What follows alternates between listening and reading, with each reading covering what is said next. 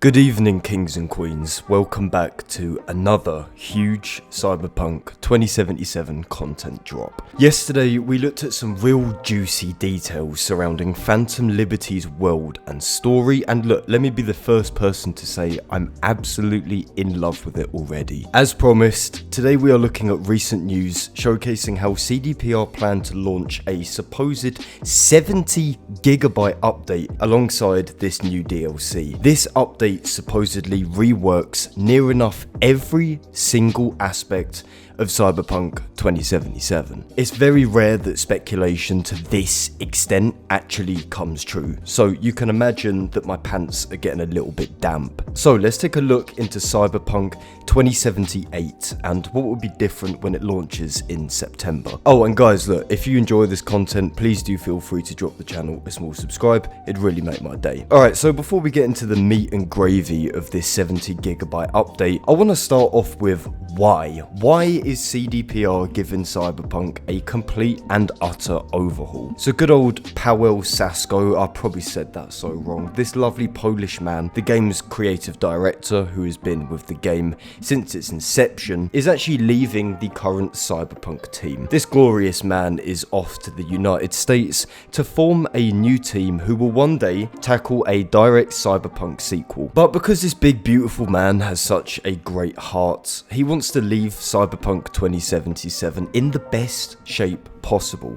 I guess this is both a farewell and a great bit of experience to slap onto his CV. Details. Alright, let's get into details. In CDPR's direct words, there are very few systems of Cyberpunk 2077 that have not been overhauled with this update. We can expect improvements across the entire game, and not just limited to the DLC areas either. Vehicle combat is 100% confirmed, guys. We saw this in a couple of trailers, but a lot of people, including myself, were mildly skeptical that this would just be some kind of scripted event, some kind of trailer magic to blow smoke up the game's arse. But no, in reality, this is a thing, and this will be coming with Phantom Liberty. You will be able to shoot and drive in this update, almost as if V finally worked out how to use their brain. Oh, and you can also use a katana on a motorbike. Vehicles will also be introduced with weak spots, such as their charging ports, so vehicular combat will not just be aimlessly spamming bullets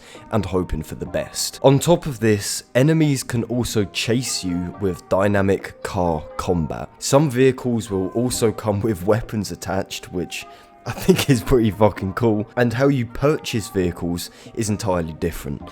New purchases come from Mama Well's website that seems to be nearly endless and less linear than the current system in the game. Gangs will also dynamically fight each other, sort of like how they do at the moment, but now this extends to all new car chases. Artificial intelligence in general has received a huge bump in quality, which extends to general enemies, the police, and even followers. The police system in Cyberpunk will now have different archetypes of enemies who will chase you.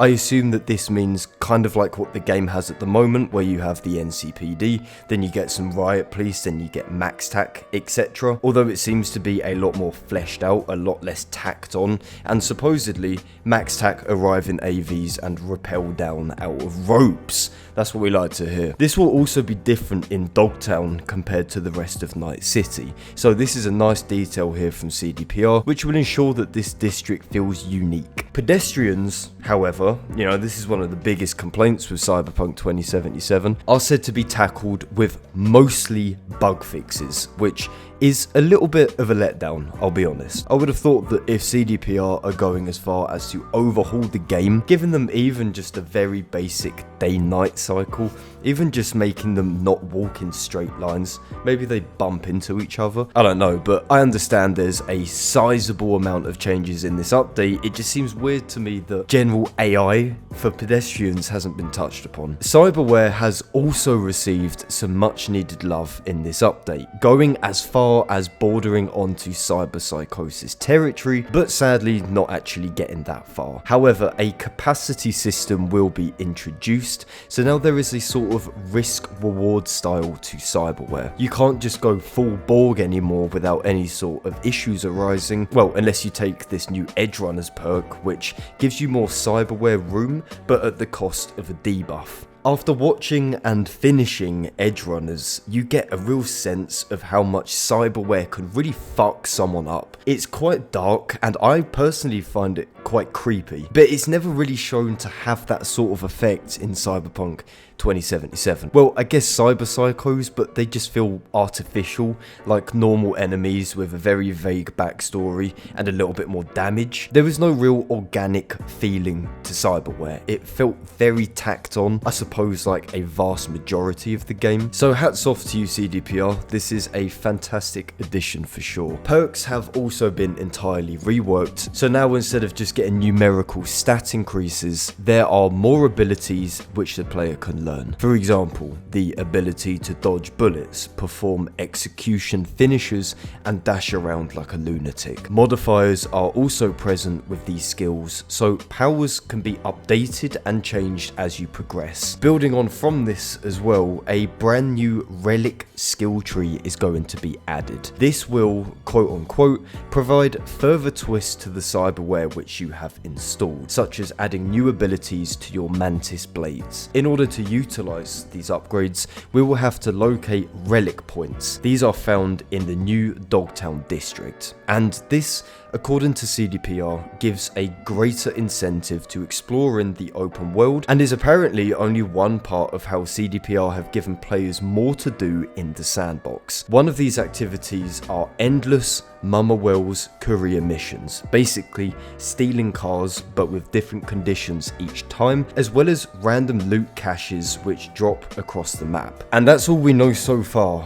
There's a great amount, okay, and I did not expect this. You know, making videos hoping for the absolute best outcome from this game is one thing, but then to see some of it actually realized is downright crazy. I'm very excited. I don't think I need to say that right about now, but at the same time, this is also quite bittersweet, because at the end of this we get a final tear-jerking paragraph which says that all of these additions are planned to be free because they act as a final farewell before the team leaders start to move to America. Here, these guys will begin building a team for a Cyberpunk 2077 sequel. So unfortunately, this is basically a final farewell update to Cyberpunk. In a way, this is CDPR's way of saying, look, sorry, we fucked up.